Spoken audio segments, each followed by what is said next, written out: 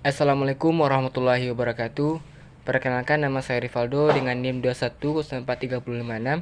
Kali ini saya akan menerangkan hasil jawaban saya terhadap pertanyaan diskusi tugas sistem informasi akuntansi. Yang pertama, pertanyaannya adalah bandingkan data logis dan fisik data.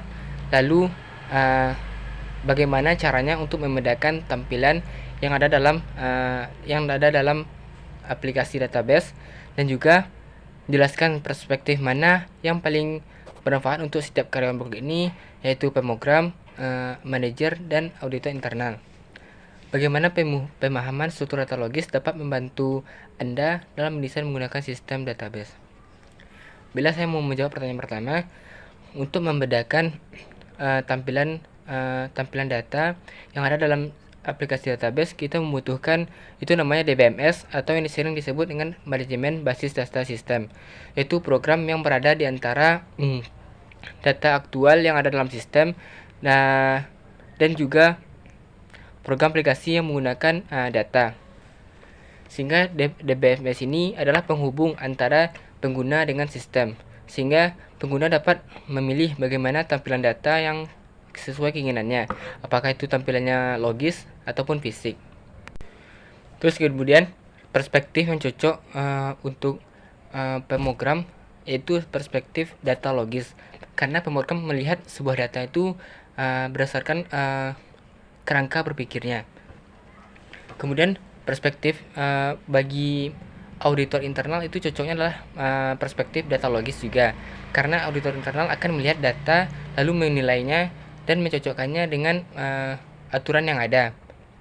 Namun bagi manajer, perspektif yang cocok adalah perspektif data fisik, karena dari data fisik itu manajer dapat melihat dan menilai suatu kegiatan dan mengambil keputusan dari data tersebut. Pertanyaan kedua adalah, beberapa orang percaya teknologi database dapat mengeliminasi kebutuhan dalam akuntansi pencatatan ganda. Ada 3 kemungkinan yang akan terjadi.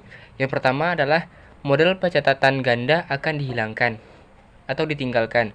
Yang kedua, kemungkinannya adalah model pencatatan ganda tidak akan digunakan secara langsung.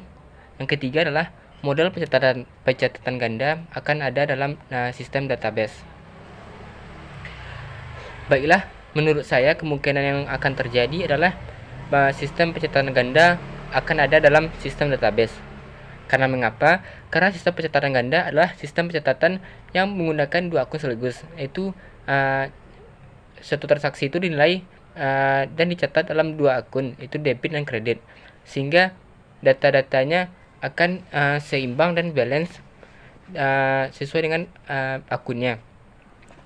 Namun kelemahannya adalah sistem pencatatan ganda ini memerlukan pencatatan ulang, karena data yang dimasukkan itu banyak, sehingga ada kemungkinan data tersebut tidak akurat. Sehingga lebih cocok lagi jika sistem pencatatan ganda akan dimasukkan ke dalam sistem database, karena dalam sistem database semua data itu sudah terintegrasi dan sudah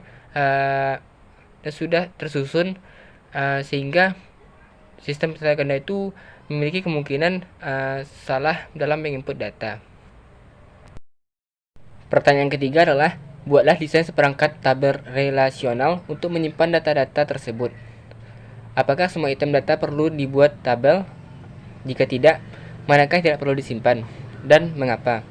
Baiklah, ini adalah tampilan dari tabel relasional yang telah saya susun. Tidak semua data perlu disimpan dalam tabel, seperti deskripsi, kuantitas di tangan, dan jumlah perpanjangan, karena data-data tersebut tidak memiliki relasional dengan data yang lainnya. Data yang dimasukkan dalam tabel relasional adalah data-data yang saling berhubungan, yang mempunyai relasi satu sama lain. Kemudian pertanyaan kedua adalah, identifikasilah kunci utama untuk setiap tabel. Kunci utama atau primary key itu adalah sebuah kunci yang unik, sebuah kunci yang menjadi pembeda dalam setiap tabel. Dalam kasus ini yaitu nomor barang, nomor karyawan, dan nomor vendor. Kemudian yang ketiga adalah identifikasi kunci asing yang dibutuhkan dalam tabel. Kunci asing itu adalah seperti sebuah tabel, sebuah data di mana dalam satu tabel dia menjadi data pelengkap, namun di tabel lain dia menjadi data utama atau primary key. Contohnya itu nomor karyawan. Di tabel pertama nomor karyawan berada di paling ujung, itu di tabel nomor 1. Namun di tabel nomor 2 nomor karyawan ini menjadi data primary key, itu menjadi data utama. Kemudian juga nomor vendor. Nomor vendor di tabel kedua menjadi nomor pelengkap, tapi di tabel lain nomor vendor menjadi kunci utama atau primary key. Dalam mengimplementasikan tabel menggunakan produk database yang dapat diakses itu Oracle dan MySQL.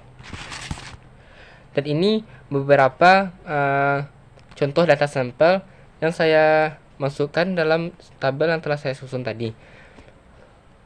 Sedikit saya jelaskan, pada nomor barang ini misalnya pada nomor 1 kodenya 1012, tanggal pembelian 20 Februari dengan harga pembelian per unit itu 10.000, kuantitas yang dibeli 100, sehingga total pembelian 1 juta. Pembelian ini dilakukan oleh karyawan dengan nomor karyawan 3112. Lalu kita berlanjut ke tabel yang kedua, di mana karyawan 3112 itu adalah Fauzan. Fauzan melakukan pembelian tersebut dengan nomor pesanan pembelian di 009 dengan nomor vendor 411, di mana 4111 adalah nomor vendor dari Joni. Joni adalah vendor yang berasal dari Jakarta yang melayani nomor pesanan pembelian di 009. Sehingga sudah nampak bahwa antara tabel 1 dan tabel 2 kemudian tabel 3 itu saling berrelasi.